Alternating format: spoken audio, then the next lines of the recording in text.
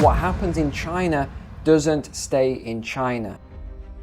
It can very easily spread to our economy, destroying our savings, pension plans, equity markets, and even our housing markets. The effects of this are complex and far-reaching, and definitely haven't been contained, as many experts are claiming incorrectly. But this time, if China's real estate market crashes, it could be a whole lot worse than '08, and here's why. When Lehman Brothers went down, we knew the risks, we knew their liabilities, and above all, we knew what the government's plan was to resolve or to limit the impact of the situation. But with Evergrande and with China, we really don't know. We're kept in the dark on this. And while many experts are claiming that the CCP, the Chinese Communist Party, will bail out Evergrande and any other, the Australian bank, which conducts major mineral trade with China, recently issued a statement where they warned that if Evergrande collapsed, China and the entire world would face disaster. This isn't just the Australian central bank. These are other central banks and large institutions, as well as several Nobel Prize-winning economists who have also raised the alarm bell here. But for some reason, this doesn't seem to be taken very seriously. In fact, the stock markets are at all-time highs as I record this video today.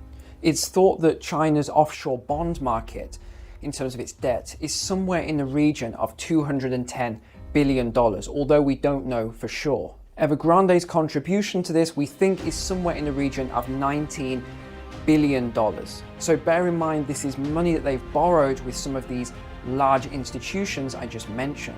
So what happens then if this Chinese bubble, the real estate market there, bursts and just starts to implode upon itself? Well, you have to bear in mind that the Chinese real estate market makes up 29% of their GDP, their gross domestic product. So if their real estate market falls, China falls. And if China falls, the world as we know it today will cease to exist. And no, I'm not exaggerating here, at least until another developing nation picks up China's slack. This would create ripple effects around the world. It would be felt by, firstly, the largest financial institutions that have exposure to Evergrande. Then it would trickle down to other large financial institutions, to commercial banks, right the way down to the business sectors and mom and pop businesses, eventually filtering down into the general economy where no one would be immune from this. You also have to bear in mind that China's imports are worth $2 trillion to the world per year. If China falls, their imports will fall. What do you think that means for the countries that supply to China? It means more bankruptcies and more unemployment. Globalization works when everything works effectively. But when things start to fall apart and break down, you see the impact of this. And we've been seeing this with the supply chain breakdowns recently, with raging inflation as a result. And the same thing would happen with Chinese imports into our countries. If China crashed, products in our countries would have to become more expensive, as we would have to get them from elsewhere. These countries would be more expensive than China because we live in a capitalistic free market economy. So the old made in China stamp that you see all over your products right now would very quickly disappear. Evergrande is the world's most indebted real estate company right now, owing more than $300 billion and having over 200,000 employees in their company. But Evergrande isn't the only real estate company in China to be having a major issue right now. China's entire real estate sector is a ticking time bomb right now, all brought about by regulation changes by the CCP. In October, Cynic Holdings defaulted after failing to pay $246 million in bonds. China Property Group has also defaulted after being unable to pay back $226 million in bonds, and Fantasia Holdings defaulted on $206 million in bonds. But just this week, Kaiser Group has defaulted on its debts again, dragging its stock down 70%. In the first half of 2020, China's corporate bond default hit $18 billion. This was a new record high.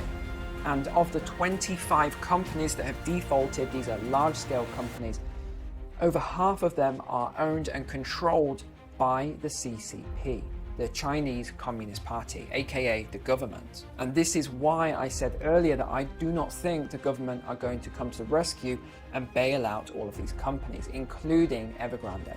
But there were a number of other companies as well who also defaulted, including China Fortune Land, Macrolink, Yina China, Oceanwide Holdings, and Tahoe Group. The value of the Chinese property market now is over $60 trillion.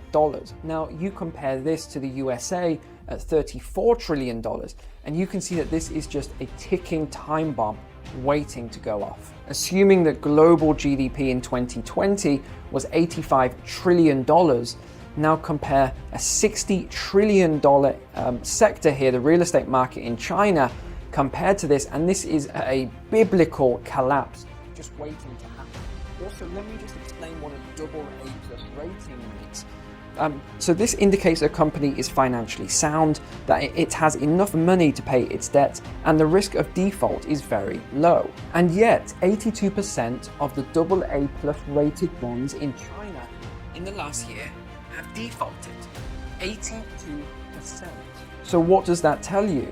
Well, it tells me that either the rating agencies are at it again and they're lying, or the companies themselves are doing something with their books, but either way, they're lying. This could be, or reminds me, as it were, of 2008 all over again. China's overall debt now stands at over 270% of its GDP. And China's foreign debt in 2020 stood at $2.4 trillion. And these are just the numbers that we know about. There's a lot more that we don't know about. In 2018, Standard & Poor estimated this to be in the region of $4.2 trillion, the hidden debt that we're not aware of. So I personally believe that many of these experts that you're seeing on the media, or you're hearing about hedge fund managers, etc., who are saying that there's nothing to worry about, the crisis is being contained, and that you should continue investing into the stock market and everything's fine, I think are either misguided or at worst they are lying. If you remember back to 2008 when Lehman Brothers crashed, it didn't happen right away. In fact, if you recall back to that first month, the stock market continued climbing higher. But then the inevitable happened and everything started to collapse. So don't expect this to be a crash and burn type of scenario here, ladies and gentlemen, because it won't. It will be much more like an earthquake that takes place thousands of miles away and takes time for the ripple effects to finally hit us. There's always a calm before the storm as the tsunami wave crosses the ocean, with the after effects, the ripple waves following behind it as well. So just because you don't see anything happening right away, it doesn't mean that there isn't a depth.